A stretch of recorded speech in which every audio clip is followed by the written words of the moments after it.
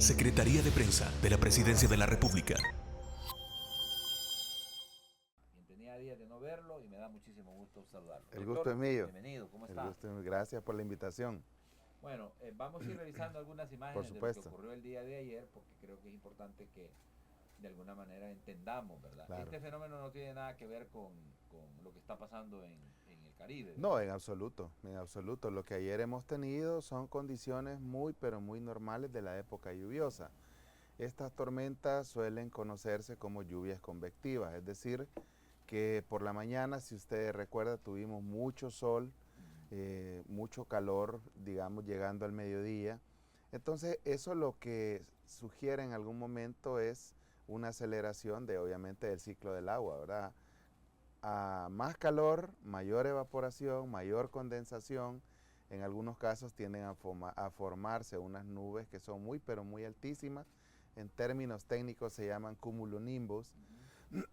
Pero en términos salvadoreños, pues son nubes muy altas que entre la media tarde y a veces tarde-noche nos dejan precipitaciones muy importantes como la de ayer. Fíjese que estaba viendo, esta es la zona de La colonia médica. la colonia Sí. médica. Bueno, hay que decir una cosa, en la colonia médica siempre que hay una lluvia intensa o copiosa o con bastante intensidad, como la que ocurrió ahí, valga la redundancia, Sí. en esta zona se inundó. Y de hecho podemos ver cómo están los vehículos ahí completamente casi cubiertos por el agua, ¿verdad? Fue una de las zonas más afectadas. Algunas personas inclusive quedaron atrapadas en sus vehículos, otros trataron de salir como pudieron. Cuerpos de socorro que forman parte de las instituciones que están dando asistencia a las emergencias dentro del marco de la alerta, pues ayudaron, pero sí hubo muchas complicaciones en esta zona. Y no solamente en la colonia médica, tuvimos algunos efectos también justamente por inundaciones urbanas. Estas, José, se conocen como inundaciones urbanas, ¿verdad? En la mayoría de los casos, infortunadamente, tiene que ver por la saturación de tragantes de basura, ¿verdad? Entonces, Sí. otra vez sigue siendo un factor muy, pero muy determinante en este tipo de hechos. Infortunadamente, el factor social de vulnerabilidad educativa, ¿verdad? Sí. Y cultural. Yo siempre lo he dicho, mientras sigamos pensando que lo más fácil es tirar la basura en un tragante, tirarla por la ventana del vehículo o del autobús, donde quiera que vayamos, este tipo de cosas difícilmente va a dejar de ocurrir. A eso, pues obviamente hay que agregarle que la capacidad hidráulica de todo el área metropolitana de San Salvador, que es del siglo XIX, ¿verdad?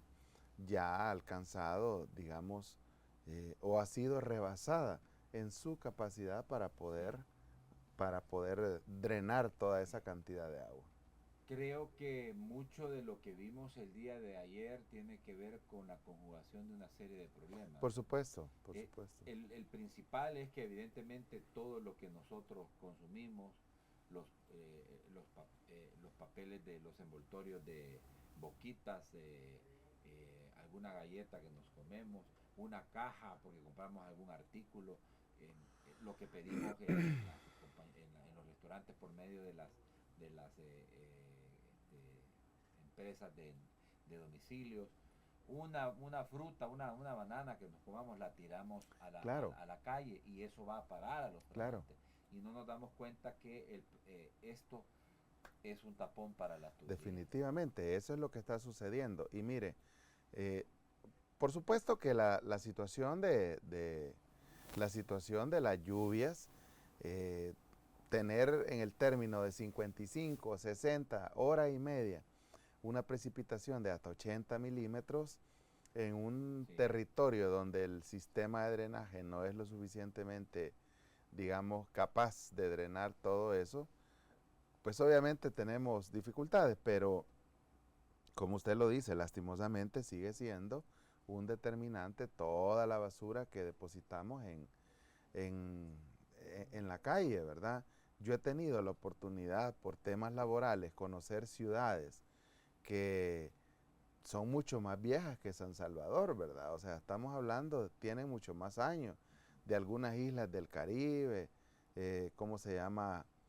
Y no tienen problemas de inundación. ¿Por qué? Bueno, pues en primer lugar se ocupa la población de no tirar basura, porque es que en algunos casos yo también he escuchado que dicen, no, que no pasa el camión de la basura. No, no tiene que ver eso. Y yo de verdad comparto con la persona que escribió eso, que dice que la ciudad más limpia no es la que más se barre, es la que menos basura produce. es la que menos basura produce, la que menos se ensucia, Sí, cabal. y pues obviamente eso tiene que ver con temas educativos y Y culturales. tenemos ejemplos de eso, ¿verdad? Claro, son sociedades que han venido trabajando en establecer culturalmente el cambio de mentalidad de sus ciudadanos. Ese es el punto. Japón, por ejemplo, ¿verdad? Sí. Bueno, en Indonesia, en Singapur, si usted tira un chique de la calle, le pegan su carceleada, ¿verdad? Garrotazo y $1,000 de multa. Exactamente, pero estaba viendo aquí otra de las imágenes que quisiera que nos ayudara el señor director de Protección Civil a entender, porque fueron 55 minutos Claro. de lluvia Sí. intensa que dejaron cuántos milímetros de... Ahora mismo no tengo el dato muy certero, pero fueron más de a 80. ojo de buen Sí, cubero, más de 80 milímetros. porque veo que hasta en ¿cómo se llama? En Balsa. En Balsa andaban ahí, esta es la zona de... Esa es una lancha Zodiac que se utilizó también. Esa es Santa Lucía, ¿verdad? En Soyapán. Sí, esa es Santa Lucía. Entonces, que es otra zona que hay que decirlo. Infortunadamente, Josué, el desarrollo se ha venido, bueno, desarrollo entre comillas, Sí. ¿verdad? Porque en términos sociales y económicos también, se concibe el desarrollo como la mejora de las condiciones humanas, pero con una visión prospectiva del riesgo, es decir, no generar condiciones que supongan una situación como la que ahora estamos teniendo en Santa Lucía. Sí, Santa Lucía tiene un problema de diseño. Ese es el punto, a eso quería llegar. En el tema del drenaje de las aguas lluvias. A eso quería llegar. ¿Cuál es el punto? El Salvador se ha ocupado por lo menos en los últimos 50 o 60 años de construir riesgos, ¿verdad? Imagínense, en vez de evitarlo, ¿verdad? Claro, de construir riesgos. Y cualquiera podría decir, pero ¿a quién? O sea, ¿cómo pueden decir que se ha construido riesgos si lo que se ha hecho es darle soluciones habitacionales a las personas? Sí, pero hay que considerar que en la búsqueda de soluciones se ha ignorado algunas cosas que de verdad deberían haberse puesto en primera plana o en el primer plano en cuanto, y estoy hablando apenas de un rubro, vivienda, ¿verdad? De un rubro. Entonces, usted ve que, por ejemplo, hay muchas colonias en las que están, digamos, establecidas sobre rellenos, están establecidas sobre zonas que no son aptas para eso. Entonces, y yo creo que es importante decir que aquí entra en juego otro factor de vulnerabilidad que fue un problema hasta hace muy poco tiempo en El Salvador, y es el factor de vulnerabilidad social político que tiene que ver con las decisiones que se toman. En el área metropolitana de San Salvador, pues ya sabemos que tenemos una instancia que determina si se construye o no se construye, y estoy hablando del OPAMS y del COAMS. Pero ¿qué pasa en el interior del país?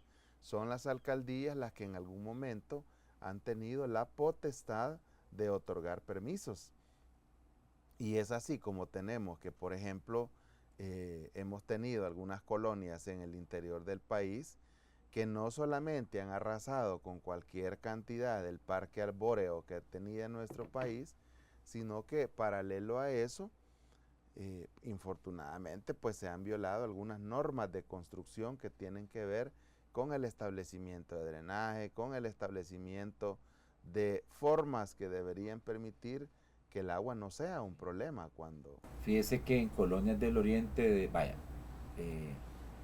hay una famosa cárcava. Esa cárcava viene desde el gobierno de Mauricio Funes, viene acá. ¿Cómo no? Siguió en el gobierno de Salvador Sánchez Serén. Bueno, le ha tocado al ministro Romeo Rodríguez, ¿Sí? terminar de ver cómo hacen una solución, porque lo que a mí me parece es que ahí se ha metido pisto como tirar el dinero a la basura, ¿verdad? Porque no se dio una solución. De hecho, se vendió que se había resuelto el problema allá en el gobierno de, cuando era ministro este señor que es prófugo de la justicia, Gerson Martínez, y resultó que ese volado al final con una gran tormenta Sí, explotó, estalló, mire, ¿verdad? indudablemente, eso es lo que pasa, Josué, eso es lo que pasa cuando, Ahí se dio permiso para construir una colonia, y hay que decir las cosas como son, en un terreno que era no apto, porque lo que había ahí era una compactación de materia. a eso quería referirme. Ese es el problema cuando se dan permisos que no se deben dar. Pero obviamente aquí pues hablamos, mire, si me lo permita, quisiera establecerle un poco cómo se constituye el riesgo y qué es el riesgo. El riesgo en términos generales es la probabilidad de tener pérdidas concretas. Entonces, como cuando a uno le decían los padres en nuestra adolescencia, mira, no salgas, no salgas, pero ¿por qué? Ah, pues porque te pueden asaltar, te pueden golpear, estoy hablando, por ejemplo, los fines de semana que había alguna parranda en el pueblo, ¿verdad? Sí, Y uno decía, voy a correr el riesgo. ¿Qué estaba diciendo usted en ese momento? Voy a aceptar que en algún momento, en el mejor de los casos, puedo salir sopapeado y en el peor de los casos terminar en el hospital. Entonces, ¿qué es lo que pasa? Cuando hablamos del riesgo, hablamos de la probabilidad de tener pérdidas concretas, pérdidas específicas. ¿A partir de qué? Bueno, a partir de dos factores. La amenaza, que es la probabilidad de que algo suceda, ¿verdad? Y la vulnerabilidad, que infortunadamente es una condición interna, es decir, cómo yo me expongo ante la ocurrencia de la amenaza. La vulnerabilidad, en términos sociales, infortunadamente depende de cuatro cosas muy puntuales: política, educación, cultura, ideología. ¿Qué tiene que ver la ideología? Bueno, pues infortunadamente, como decía don Lito Montalvo, que antes escribía aquellos artículos de don Lito y la doña Lidia, ¿verdad? Decía, infortunadamente en El Salvador por mucho tiempo lo que se fomentaba era la cultura de la larvada, la gañanada y la sinvergüenzada. Y es la así como Vivianada. la vivianada. Entonces es así como se otorgaban permisos, es así como componendas bajo la mesa, etcétera, etcétera. Y eso llegaba a niveles, bueno, pues solo hay que ver a tres administraciones atrás, ¿verdad? Sí, Y darnos cuenta y no solamente de 2019 a, ¿cómo se llama? A 2024, perdón, de 2009 a 2019, sino de 2000, diría yo, de 2019 para abajo, ¿verdad? sí, Podríamos llegar hasta los 80. sí. Probablemente Entonces, hasta el presidente Duarte. sí, probable, sí, bueno, Julián Duarte. acuérdese de aquel caso famoso de aquella mansión que se vendió por no sé cuántos millones a un árabe en la colonia Escalón, ¿verdad? No recuerdo qué cargo tenía en ese entonces este señor Guevara Lacayo. Pero ¿cuál es el punto? Entonces, nos hemos ocupado de construir riesgo por los últimos años. Entonces, en función de eso, en función de eso, obviamente entra en juego otra situación que poco a poco va a ir siendo una realidad mucho más crítica, no solamente para El Salvador, sino para todo el mundo. Y estoy hablando del cambio climático. Sí, Y más que el cambio climático, la variabilidad climática, que ahora, por ejemplo, vea usted que Berry le ha roto todos los esquemas. Berry, sí. Berry le ha roto todos los esquemas. El primer huracán de la historia que llega a alcanzar una categoría de 5 Sí, en un corto, pero muy corto tiempo, ¿verdad? El primer huracán de la historia que se forma antes de agosto, que es cuando usualmente se han tenido los primeros, ¿verdad? Entonces, eso obviamente tiene que ver con la variabilidad climática. En función de eso, indudablemente todos los gobiernos de todos los territorios vulnerables, estoy hablando básicamente de toda Mesoamérica, ¿verdad? Vulnerables a la ocurrencia de estos meteoros, pues hay que, sí. como dicen, hay que poner barbas en remojo, Hay ¿verdad? tres zonas que ayer estuvieron de verdad dándole mucho dolor de cabeza a las autoridades. El director de Protección Civil sabe de que esta situación tiene, como ya lo he dicho yo, una serie de complejos problemas heredados desde el pasado la falta también de responsabilidad y cultura de nosotros mismos los ciudadanos que complicamos las cosas a las autoridades cuando, bueno, todos los desechos van a parar a los tragantes. Evidentemente, las autoridades de las alcaldías hacen trabajo que les corresponde limpiando los drenajes. Quizás esto, como es tan grande la cantidad de basura que hay en los tragantes, pues sobrepasa la capacidad incluso de algunas alcaldías. Pero estamos viendo los problemas más complicados, los problemas más difíciles fueron en la colonia Médica, en la colonia Santa Lucía y Boulevard del Ejército. Exactamente. Que estamos viendo es esa es la colonia médica. Todavía la colonia médica. Sí, esa ahí es la sí, colonia. Prácticamente como que era Venecia, ¿verdad? Sí, definitivamente. Bueno, era Venecia.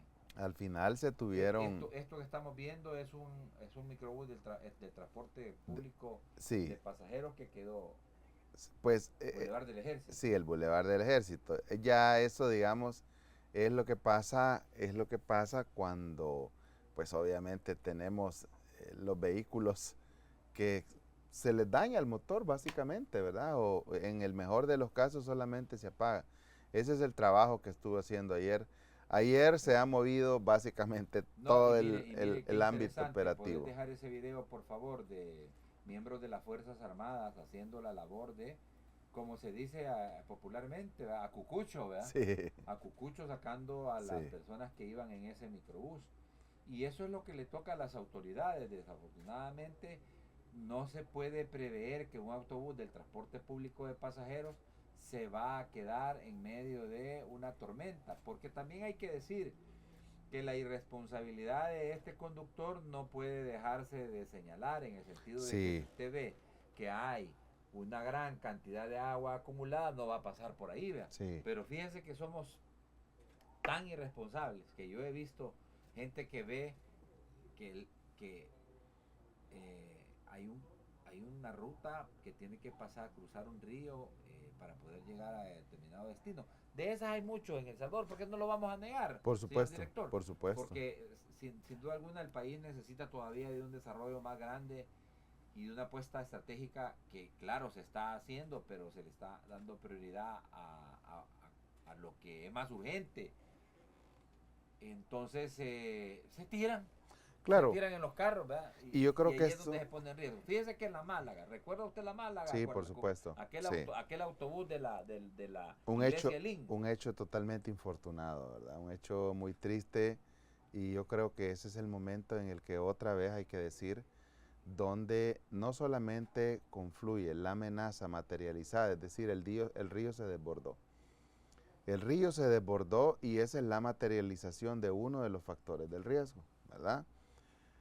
Lo que en ese momento debió suceder con las disculpas de algún pariente que nos esté escuchando, algún doliente, sí. Pero lo que debió suceder es que el motorista del autobús retrocediera, esperara que el caudal bajara o buscar una ruta alterna. Eso es lo que debió suceder, pero vean qué es lo que pasa, cómo incide el factor de vulnerabilidad social, ideológico, religioso en este tipo de hechos. El mismo sobreviviente, el único sobreviviente que se salió del autobús y luego se tiró por no sé dónde. Estaba encima del autobús. Exactamente. Logra salir y subirse a la capota del autobús. Exactamente. Entonces, el único sobreviviente dice, no, pues lo que sucedió es que todo el mundo empezó a orar y todo. No tengo nada contra la religiosidad, está bien, ¿verdad? Sí. O sea, tenemos libertad de culto y podemos hacerlo. Pero es que hay momentos, Josué, en los que de verdad, bueno, a mí me encantaba un dicho que tenía mi abuela, ¿verdad? Dios dijo, ayúdate que yo te ayudaré, ¿verdad? Entonces, tampoco es que... Dios rogando y con el mazo dando, es otro, bien popular. Tampoco es que pensando en que por gracia divina el río va a bajar el caudal de un SAS, eso no puede ser. Eso no puede ser. Entonces, hay momentos en los que definitivamente tenemos que ser muy, pero muy comedidos en las decisiones que tomamos ante una amenaza materializada.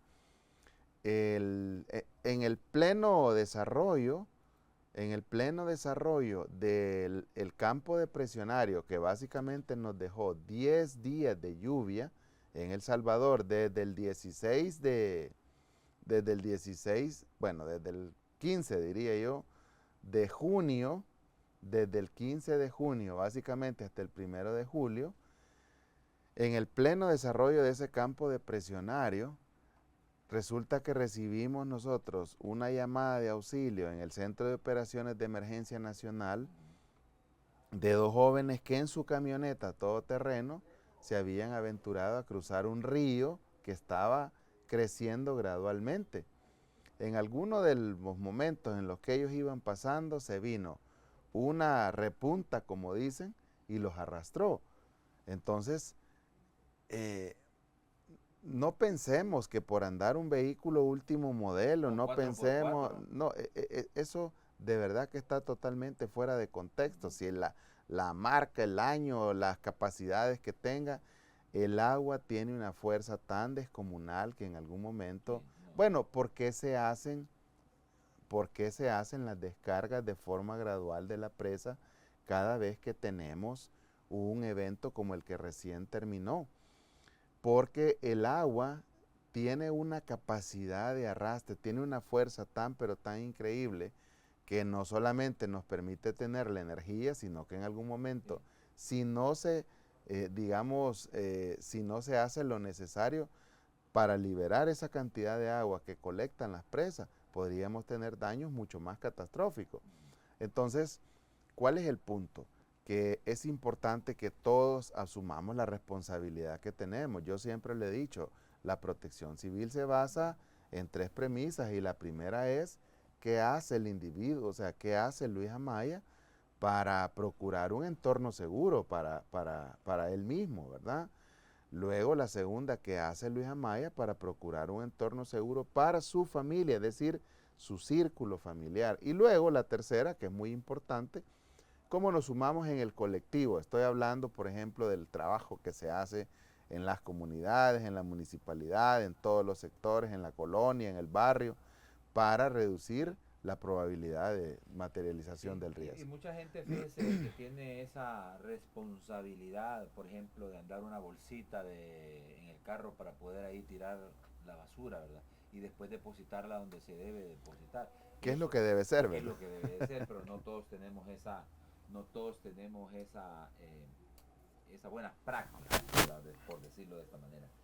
Quiero decirles de que no solo fue San Salvador, la Santa Lucía, la No. colonia médica, el bulevar del Ejército Nacional, a la altura ahí del paso a desnivel, ahí por la famosa Eureka, ¿verdad? Sino que además en Candelaria de la Frontera también se reportaron algunos lesionados, pero a mí de verdad les digo, me llena de mucho orgullo de saber que en tiempos de emergencias, las autoridades de las Fuerzas Armadas son los que están en primera línea ayudando. Como por ejemplo están viendo ustedes que miembros de las Fuerzas Armadas están retirando escombros de un muro colapsado en una vivienda en Candelaria de la Frontera.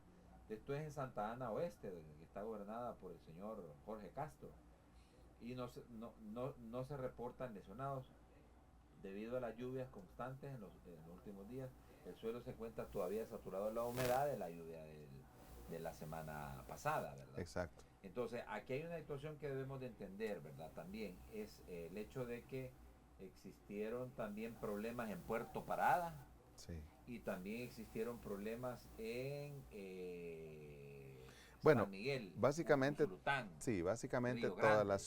toda la zona costera y tal cual está dispuesto en el plan invernal, pues básicamente son 2 de los escenarios. Se han materializado con el de ayer los 3 escenarios que planteamos desde el principio en el plan invernal.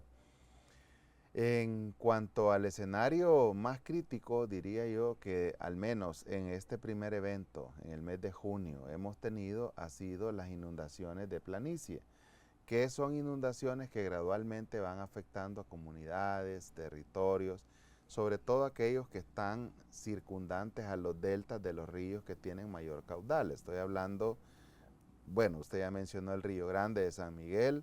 El día domingo por la tarde, bueno, desde el sábado, ya estábamos teniendo un incremento en el caudal del Río Grande muy, pero muy importante. A partir de ahí se empezó a producir un desborde, sobre todo en la comunidad Las Conchas, ¿verdad? Y así gradualmente esa inundación fue afectando el Picudo, Las Conchas, el Retiro, y luego pues Puerto Parada, que ya sabemos que es una zona muy, pero muy vulnerable. A eso hay que agregarle otros ríos, si vamos de oriente hasta occidente, otros ríos, el río Lempa, que afortunadamente, gracias a esas descargas graduales que se han hecho, no ha producido inundaciones tan importantes como las que ha tenido el Río Grande. Sí. Pero en esa sintonía, digamos, de mucha lluvia y poca capacidad de absorción que ya tiene la tierra, pues la probabilidad de seguir teniendo esas inundaciones se va aumentando. Vaya, mire, vamos a comenzar a meternos a Honduras, ¿verdad? Porque ¿Cómo no? pues sí, de verdad es que yo creo que la lluvia de ayer es parte de la temporada invernal, Claro.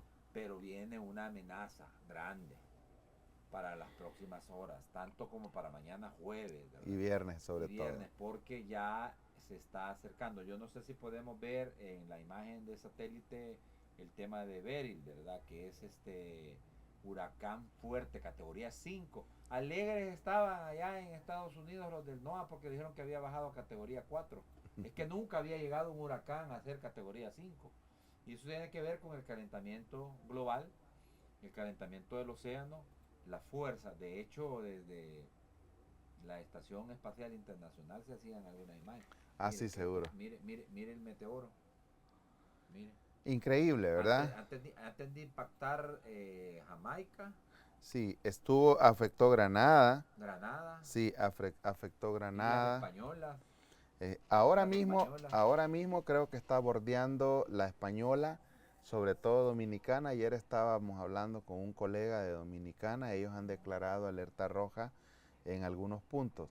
Hay que recordar que la isla de la Española, que obviamente comparten Haití y Dominicana, está en la ruta de los huracanes, como todas, tanto las Antillas menores como las mayores. Sí. Ahora, hay un dato muy, pero muy curioso, que regularmente los huracanes siempre afectan más a las Antillas mayores. Estoy hablando de Cuba, estoy hablando del Español, estoy hablando de Jamaica, las Islas Caimán.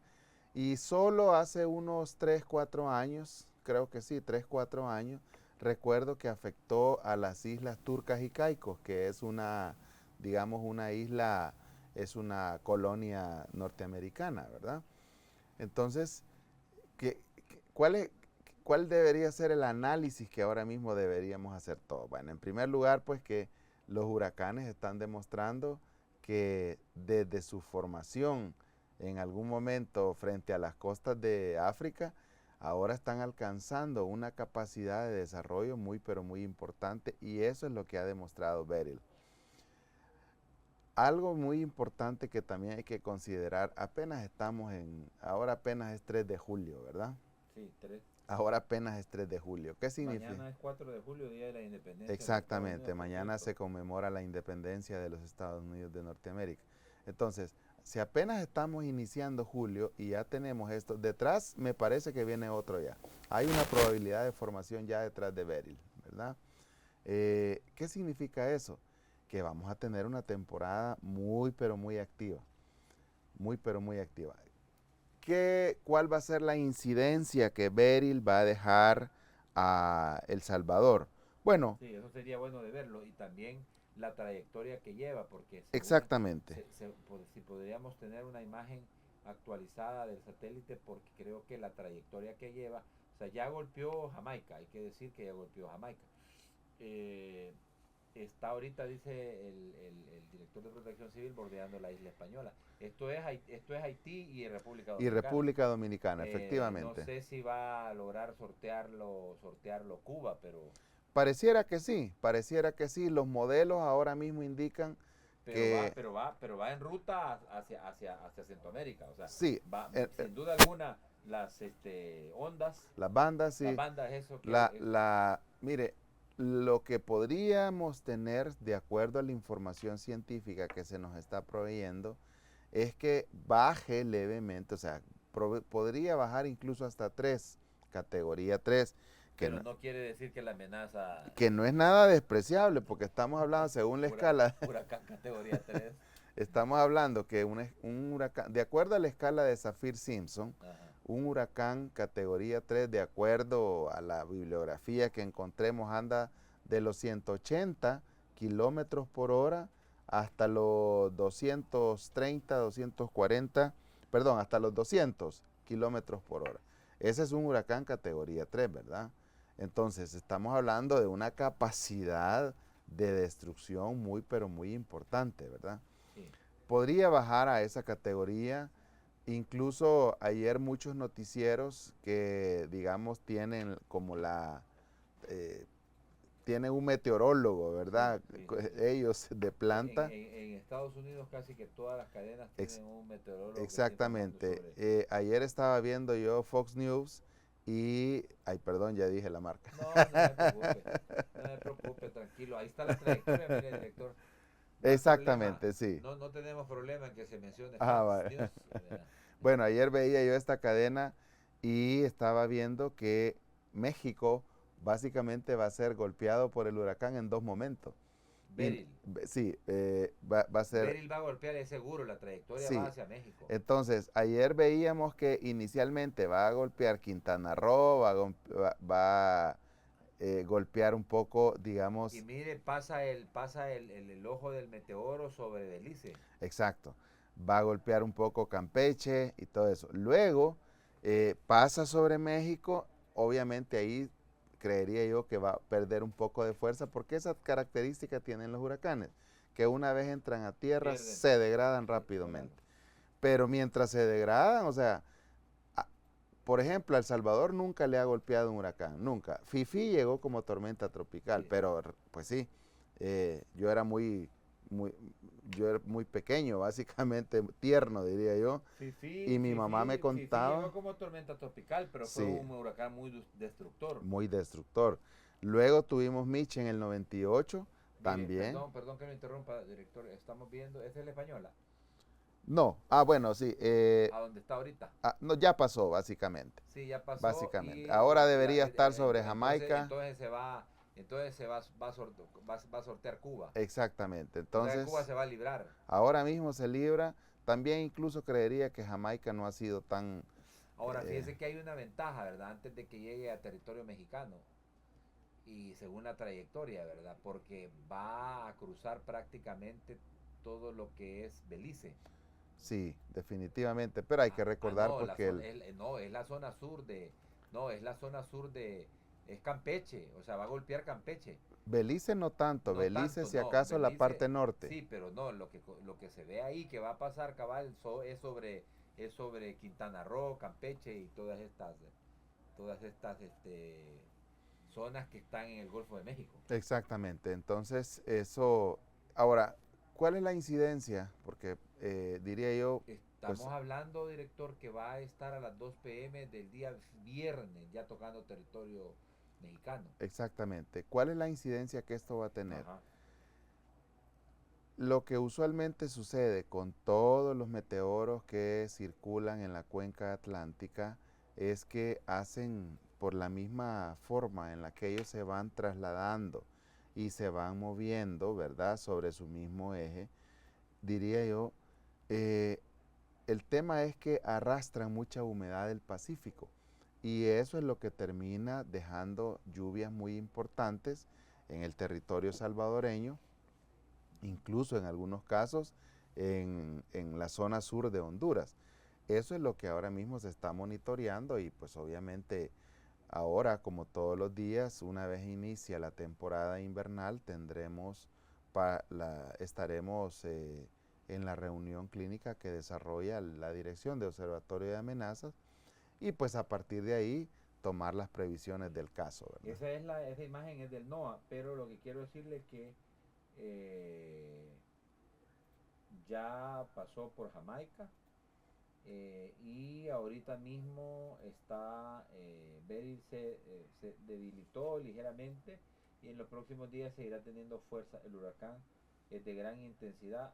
A su paso cerca o sobre Jamaica el día de hoy, Islas Caimán, jueves, la península de Yucatán. Eso es lo que quería decir. Así se llama esa porción que se ve allá, Exacto, ese la pico que se ve en península la de península de Yucatán, Yucatán, sí. en México. Y el viernes, según el Centro Nacional de Huracanes de Estados Unidos, por sus siglas en inglés, el viernes estaría golpeando la península de Yucatán. Exactamente, y por eso decían Eso es ayer. lo que nos va a estar afectando a nosotros, ya cuando esté cerca Sí, porque eso es lo que en algún momento podría arrastrar humedad del Pacífico hacia el territorio centroamericano.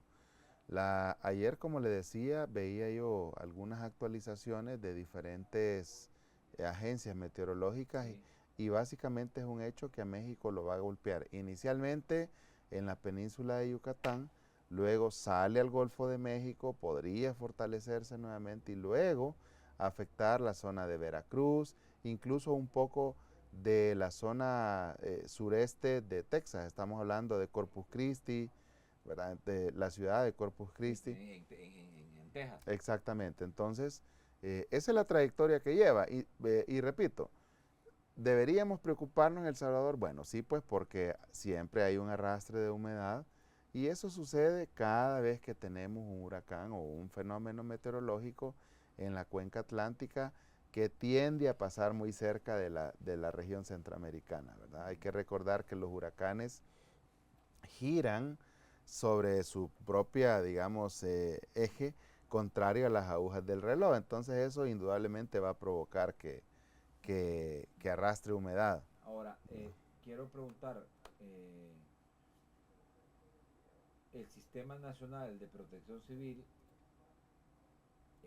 está llevando un monitoreo permanente de todo el territorio nacional, especialmente en las zonas de gran vulnerabilidad, inundaciones y desbordamiento de ríos. ¿Estamos preparados para esto que viene? Efectivamente. Le hago esta pregunta inicial porque quiero que analicemos lo que pasó con el sistema este que nos depresionario, afectó, sí, sí. el sistema depresionario de la zona de convergencia intertropical, Sí. que es precisamente lo que nos trajo el montón de lluvia la semana pasada y que nos dejó 19 personas fallecidas, lamentablemente. Indudablemente que sí, José. O sea, yo creo que nos hemos venido preparando los últimos 3 años,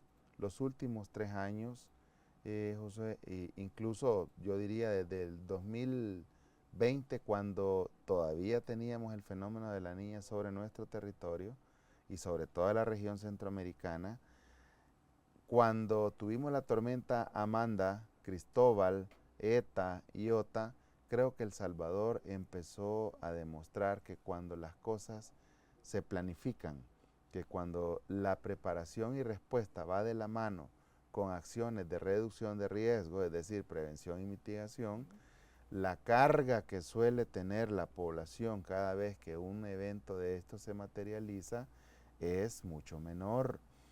Todavía hay detalles que hay que ajustar y hay que decirlo, infortunadamente tienen que ver con la conducta de las mismas personas que viven en zonas de riesgo. Estamos preparados, por supuesto, se ha hecho una inversión muy importante, no solamente en equipamiento, sino en formación de talentos humanos. Se ha hecho inversión en equipamiento de albergues. Vea usted cómo, a pesar de lo crítico que fueron las lluvias, nunca estuvimos ni cerca de rebasar la capacidad de albergar a personas.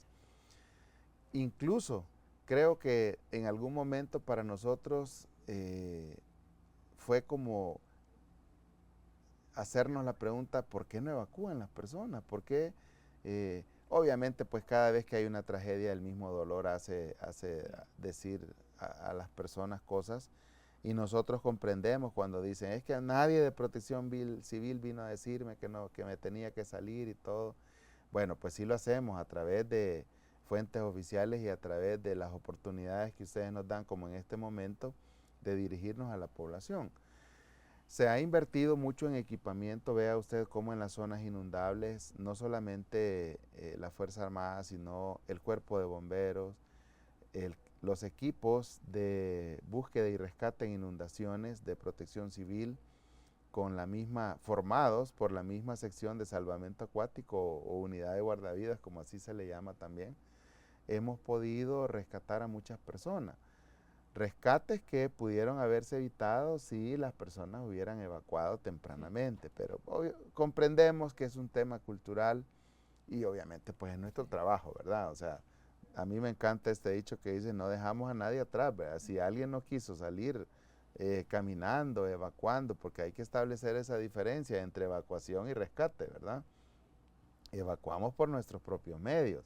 Nos rescatan cuando definitivamente ya es insostenible la Tenemos el agua situación. hasta el cuello. Exactamente. Y eso es lo que Entonces, y eso no es lo que debe de pasar. por supuesto, nuestra apuesta es a que cada vez que nosotros, y de hecho el sistema de alerta temprana justamente tiene ese objetivo. Mire, y en particular con esa situación, ¿qué dice la ley? ¿Se puede obligar a una familia a salir a desalojar, a salir de su vivienda si está en riesgo? Bueno, la ley de protección civil tácitamente dice que, si bien es cierto, el Estado tiene la responsabilidad de velar por nuestra seguridad, también nosotros tenemos que ser, o sea, hay derechos y también hay obligaciones, ¿verdad? Una de las obligaciones es acatar las recomendaciones que el Estado hace.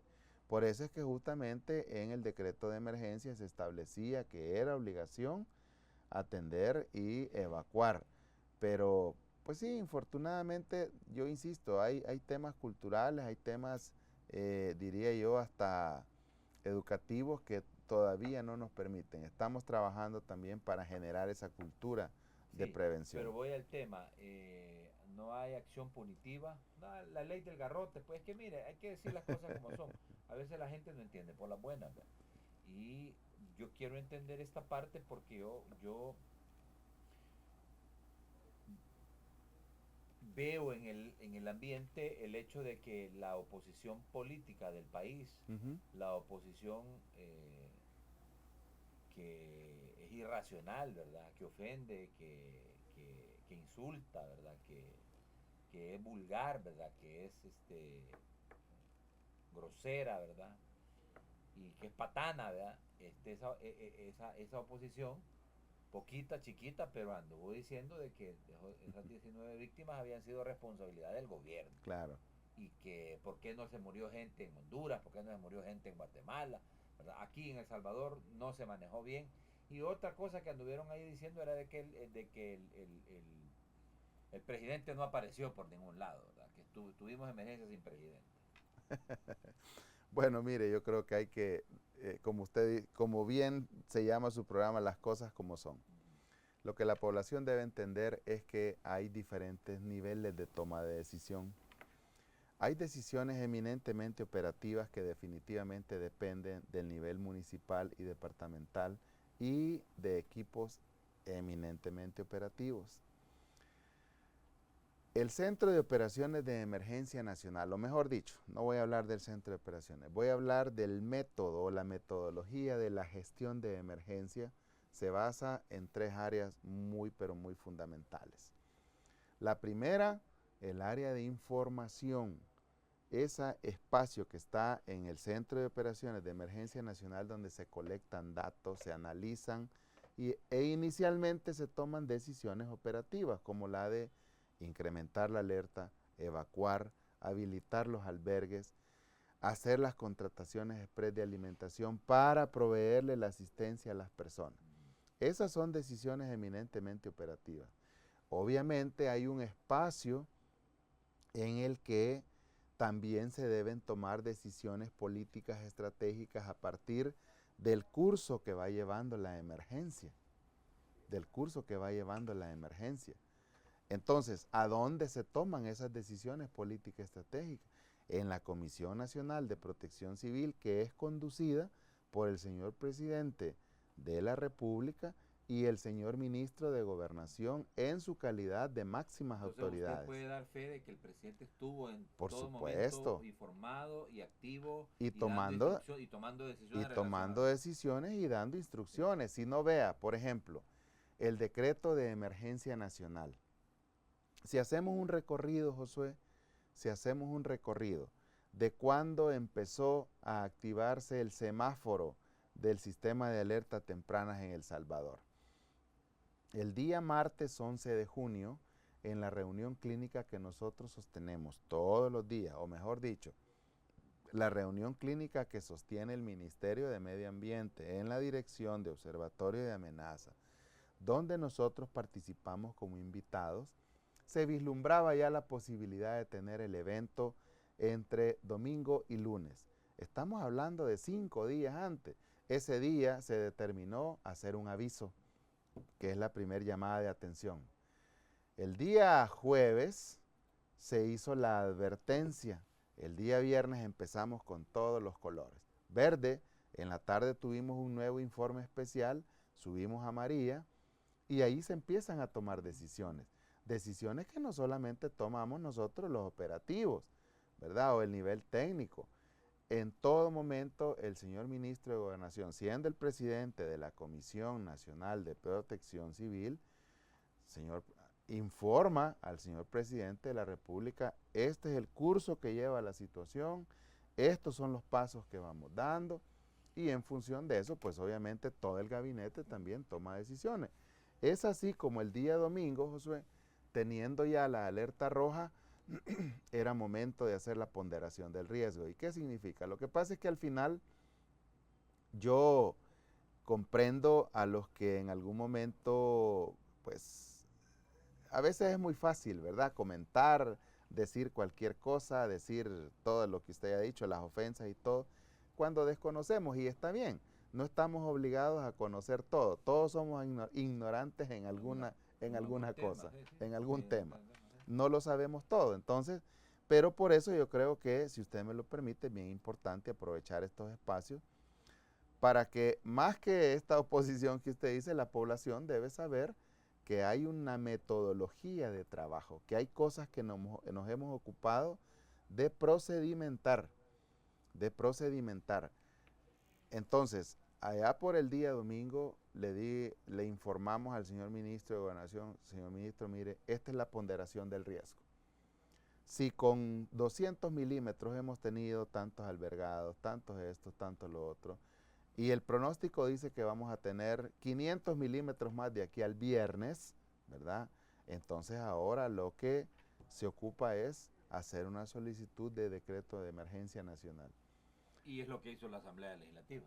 Inicialmente el señor presidente de la República, para los que dicen que no aparece, Sí, inicialmente, exactamente, Él entonces él dice, pregunta, bueno, ¿qué estamos haciendo? ¿Cómo va la situación? Señor presidente, lo que está pasando es 1, 2, 3, 4, 5, bueno, listo, solicitamos el decreto de estado de emergencia. Y esa ya no es responsabilidad de los técnicos, eso hay que decirlo, es potestad del señor presidente de la República, que obviamente es ratificado por la Asamblea Legislativa. Y vea usted, cualquiera podría decir, bueno, ¿y para qué decreto de emergencia? Porque es interesante ver cómo de repente estos comentarios cambian de un momento para otro, ¿verdad? Inicialmente decían que éramos demasiado exagerados, que por qué habíamos corrido tanto con el sistema de alerta, y luego dicen que nos quedamos cortos. Entonces, que se pongan de acuerdo primero. Si se empieza con antelación, si se empieza con claro. antelación, bueno, que se critica eso, es cierto, y también si lo hacen tardío, pues mucho que peor. Pero hay una cosa que es importantísima, desde su punto de vista, señor director, las características de cada una de las víctimas, de estas 19 víctimas que nos dejó esta situación atemporalada de la semana pasada, y lo que vayamos a enfrentar en las próximas horas con Beryl. Mire, cada vida humana que se pierde en una situación de estas le duele al país, ¿verdad? Y particularmente nos duele a todos los que trabajamos para que eso no suceda, Hay casos definitivamente, Josué, que son hechos totalmente, digamos, infortunados, diría yo. El caso, por ejemplo, del doctor que falleció mientras conducía sobre la carretera hacia Los Planes. Sí, qué desgracia más. Cae el árbol, cae sobre su vehículo y pues lastimosamente le produjo tantos traumas que terminó falleciendo. Ese de verdad que es un hecho totalmente infortunado. Como dicen, el momento inadecuado, en el punto equivocado y un hecho pues infortunado. Pero hay otros, Josué, que definitivamente hay que poner en el análisis, o hay que analizarlo, mejor dicho. Por ejemplo, si usted empieza a ver hacer un recorrido por la cuenta de Protección Civil, la cuenta del Ministerio de Gobernación, la cuenta de todos los medios oficiales, verá usted que en algún momento hasta decían que redundábamos en las recomendaciones. ¿Y cuáles eran las recomendaciones? Evacúe, acate las recomendaciones que se le están dando. Infórmese por las vías adecuadas. Infórmese por las vías adecuadas. No conduzca a alta velocidad si está lloviendo. Salga de la carretera, espere que baje y después continúa la marcha. No cruce ríos. No arriesgue su vida cruzando ríos.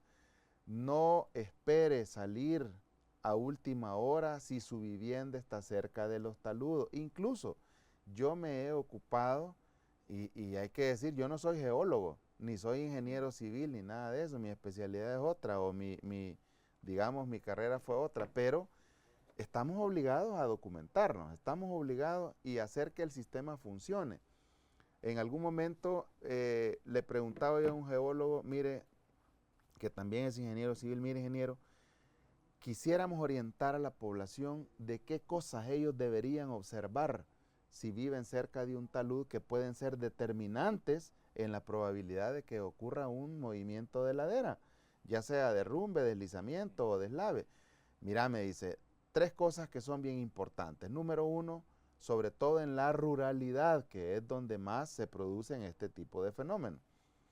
En primer lugar, me dice, el color de la escorrentía que corre en los alrededores de la casa. Si pasa de un color blanquecino a un color muy, pero muy oscuro, significa que el nivel de erosión que está teniendo la tierra es muy importante. Signo número 1. Signo número 2.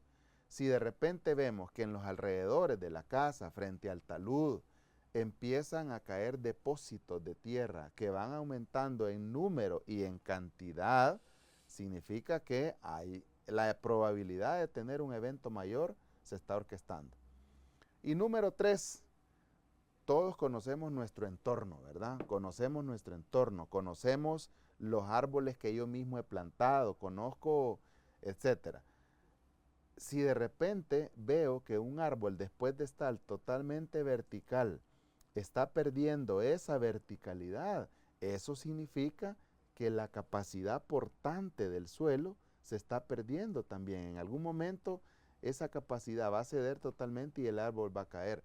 ¿Debería esperar yo para evacuar? No. Si yo veo todo eso, vámonos ahora mismo. Tráeme la mochila, metí ahí los documentos de los niños, los documentos de nosotros, la escritura del lote o de la casa o lo que sea. Algo que nos permita tener continuidad en nuestras vidas si lo peor pasara, ¿verdad? Sí. Mira, pero ¿qué hacemos? No sé dónde evacuar, ¿para dónde me voy? 22810888. En todas. Entonces, ahí están, por cierto, los números en pantalla. Exactamente. Si no quieren llamar directamente al centro de operaciones, bueno, está el 132, el 911, el 913 del cuerpo de bomberos, en fin. ¿Qué es lo que se ocupa? Que acatemos las recomendaciones. Si algo en este momento, Josué, ya no es una excusa validera para no evacuar, es el tema de la seguridad, que todos sabemos que hace muchos años usted salía de su casa y al regresar, si acaso, encontraba la estructura, la pared, ¿verdad? Sí, sí. Mire, hay una persona preguntando, fíjese que insistentemente estoy buscándolo por aquí, por un río de Metapán, dice. Quiero ver si lo tengo por aquí. ¿El río Apuzunga? Sí, permítame. ¿O la zona de Apuzunga? Sí, dice que quería saber ella qué es lo que está pasando con el río de Metapán. Quiero ver. Bueno, en lo que lo encuentro, señor director, hay una cosa que es importante que también abordemos con usted, es el tema digo, porque la situación invernal, el tema del invierno, la acumulación de agua, el hecho de que no en nuestras casas pues tengamos recipientes y cae agua, lluvia ahí, ese es el caldo de cultivo para el tema de la proliferación de la Aedes aegypti, Ah, que es sí, por el supuesto, dengue. sí, por Quiero supuesto. entrar a eso, ¿sabe? Porque definitivamente llevar ya 3 muertes que son confirmadas por el señor ministro de Ujú. Salud, Francisco Aladí, ya es preocupante. Y a mí me llama la atención sobre todo una cosa más, es la virulencia, la rapidez con que mata esta cepa, ¿verdad? Que no sé yo verdaderamente si es una cepa en particular, sé que están haciendo los estudios, ¿verdad?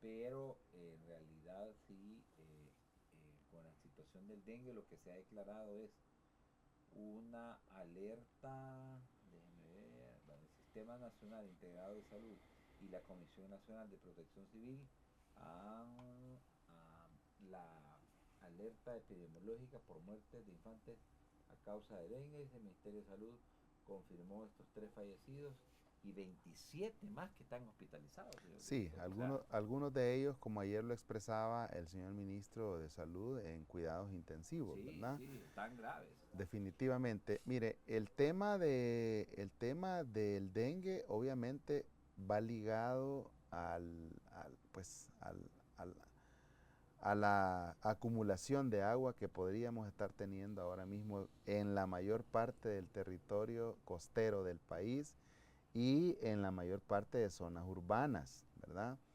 Otra vez entra en juego, otra vez Sí, entra en discusión el tema de la basura, ¿verdad? totalmente. En la mayoría de La los casos, insalubridad. la insalubridad es diría yo, el escenario perfecto para la proliferación de este vector, ¿verdad?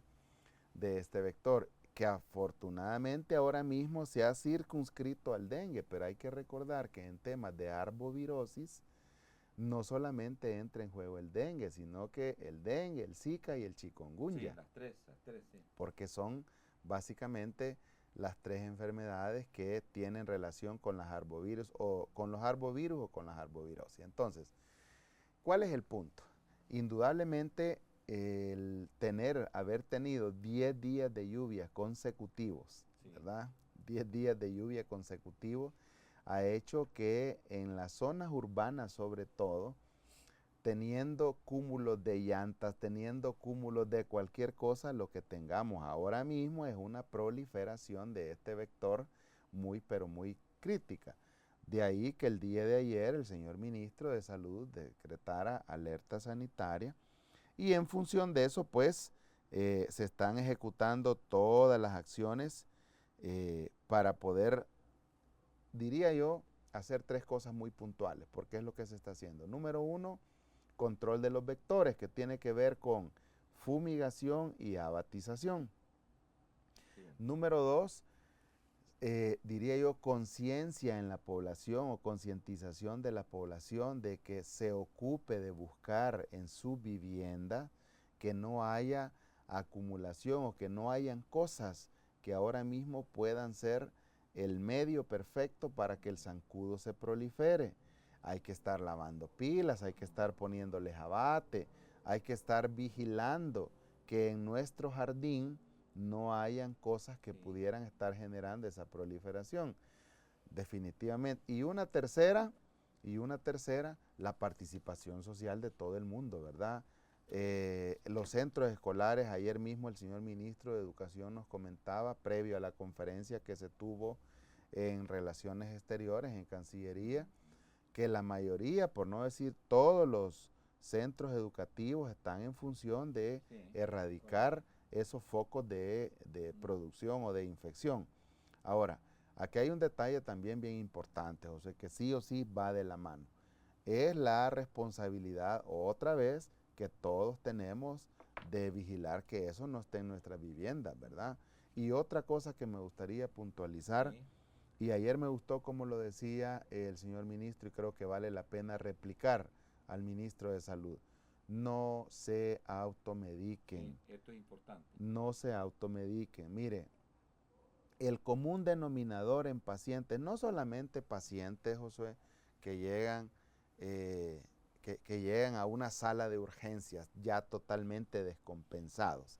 El común denominador, y se lo puedo decir con propiedad también, pues porque soy enfermero, ¿verdad? El común denominador es que si tiene un dolor, ay, me duele tal cosa, me voy a tomar un acetaminofén. Sí, automedicación. Me voy a tomar esto, me voy a tomar aquello. Peor aún, si salgo al pasaje o si salgo a la calle, me encuentro a la vecina, ¿y qué te pasa? Tengo este dolor. Fíjate que yo vi en internet que podés tomar esto y empieza esa cadenita que Y eso puede complicar el cuadro totalmente, totalmente. totalmente. Ahora, la cifra, director, con toda franqueza de fallecidos puede incrementarse en las próximas horas. Eso yo Hay, sinceramente no puedo. hay niños bien delicados. Sí, indudablemente Se está que sí. trabajando para evitar eso, pues, Exactamente. pero tampoco debemos de cerrar la vista o los ojos a esa situación, porque que tengamos 27 más hospitalizados, de los cuales 5 continúan graves por dengue. Exactamente, ese es el punto. Entonces, claro, definitivamente creo que ahora mismo el sistema integrado de salud, porque hay que decirlo, no solamente son todas, digamos, las instituciones del Ministerio de Salud, sino es un sistema integrado de salud en el que se suma Bienestar Magisterial, Instituto Salvadoreño del Seguro Social, el ISRI también, se suma el Hospital Militar, es decir, todo el Comando de Sanidad Militar, Hospital Militar, Batallón de Sanidad Militar. Entonces, el sistema integrado de salud obviamente está volcado a evitar que ese tipo de hechos lamentables sigan sucediendo. Están dispuestos los albergues, están dispuestos la asistencia humanitaria para atender a las personas en esta, digamos, sintonía de preparativos para la respuesta y gestión de la emergencia. Lo que se ocupa es que las personas acaten las recomendaciones, ¿verdad? Sí. Estamos claros que hay mucho que hacer en el territorio, estamos claros que hay mucho trabajo que hacer, pero mientras paulatinamente se van generando las condiciones de seguridad relativas a los riesgos, sobre todo de origen que tienen que ver con fenómenos de origen natural, creo que es importante que todos asumamos la responsabilidad de ponernos en un lugar seguro, no esperar que nos lleguen a traer de la mano, no esperar que nos rescaten. Insisto, hay una gran diferencia entre evacuación y rescate. Nosotros desde el seno de la Comisión Nacional de Protección Civil y por supuesto gobernadores, gobernadoras, alcaldes, alcaldesas, desde su propio escenario particular, comisiones departamentales, comisiones municipales de protección civil, estamos trabajando bajo una misma, diría yo, bajo una misma línea, es decir, procurar la salvaguarda de las personas. Sí. Pero obviamente también se ocupa que las personas se dejen cuidar, se dejen resguardar. Director, ¿están pensando ustedes en qué estamos en nivel de alerta? Alerta verde. ¿Están pensando subirla? Obviamente eso depende de cuál sea el pronóstico para las próximas 24, 48 y 72 horas. Noticias de eso, ¿verdad? Ahora mismo podríamos tener noticias de eso. ¿Suspensión de clases? También, es algo que va a depender de los pronósticos. Este día, después de diría yo, de las 10 de la mañana, que usualmente la reunión clínica dura aproximadamente 45 minutos, una hora, pues obviamente se toman las conclusiones necesarias. Es el Ministerio de Medio Ambiente, la Dirección de Observatorio de Amenazas, la que al final determina cuál es el rumbo que debería llevar el evento y obviamente ahí nos sumamos todos los demás. Si hay alerta amarilla, que no le quepa duda que paso número 1, activar nuevamente los centros de operaciones departamentales, municipales. Paso número 2, promover la evacuación. Paso número 3, el transporte, echar a la mano todo el equipamiento que se tiene. Y paso número 4, enviar equipos al territorio por todos aquellos que no pueden salir y hay que sacarlos a última hora. Hay que estar pendiente de la conferencia de prensa de este día. Susana de Omaña estaba preguntando con lo de Santa Ana sobre el río Zarco, carretera Metapán, pregúntele por favor. Sí, el río Zarco, sí. Bueno, mire, Lo que se tuvo en el río Sarco es lo que usualmente pasa cada vez que tenemos altas precipitaciones. Hay una zona de desborde, ¿verdad? Que obviamente pues ya incluso el Ministerio de Obras Públicas ha centrado su atención en eso. Esperamos que a la brevedad posible se pueda hacer lo necesario para reducir el riesgo en eso. Hablando de Santa Ana también hay que reconocer que en la zona céntrica de Santa Ana, de ahora Santa Ana Centro, Santa Ana Centro creo que se llama, el municipio, pues obviamente pues es una zona que a partir de las construcciones que se han hecho en los últimos 30, 20 años, se han, digamos, generado algunas condiciones y es lo que ahora está provocando inundaciones urbanas, ¿verdad? Sí. Así es que a partir de eso, pues, se están haciendo también las acciones necesarias para reducir esa situación. Informaciones de las fuentes oficiales, ¿verdad? Por supuesto. A eso es lo que nosotros también le apostamos como Sistema Nacional de Protección Civil. Hay que estar debidamente informados, ¿verdad? El tema del monitoreo, pues es un tema muy, pero muy importante en todo el territorio. Hay toda una red de observadores locales que básicamente in situ permiten darle seguimiento. Entonces, acatemos las recomendaciones. Ese es el elemento principal en la prevención del riesgo, ¿verdad? Sí, es correcto. Gracias, vamos a estar pendientes de la conferencia de prensa del mediodía. Secretaría de Prensa de la Presidencia de la República.